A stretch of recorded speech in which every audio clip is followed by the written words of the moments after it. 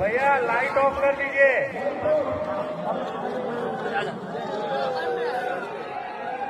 बोलो बोलो बजरंग बली की।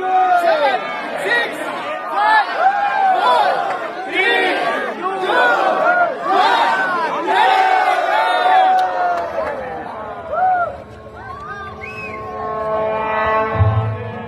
సర్వ మానవాళికి రక్షకుడు, మనకు కొండంత అండగా నిలిచేవాడు, మనసులో తలచిన వెంటనే గుండెల నిండా ధైర్యాన్ని నింపగలిగే మహాయోధుడు, అభయహస్తంతో ఎల్లవేళలా మనల్ని కాపాడే ఆ పవనపుత్రుడి ఇప్పుడు మనసారా స్తుతించుకుంటూ శ్రీ పంచముఖ ఆంజనేయ స్వామిగా అవతారమెత్తిన కథ దృశ్య రూపంలో తిలకిద్దాం రండి.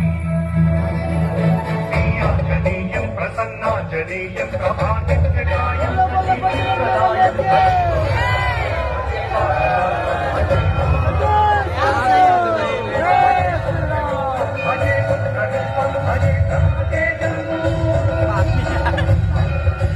అది రామాయణ మహాయుద్ధం.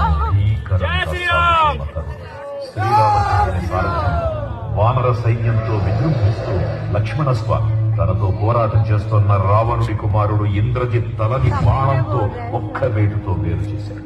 ఇంద్రజిత్ మరణ వార్త విన్న రావణుడు ఆవేశంతో ఊగిపోయాడు. ప్రతీకారం కోసం పాతాళ లోకాధిపతి తన సోదరుడు అయినటువంటి మహిరావణుడి సహకారం కోరాడు.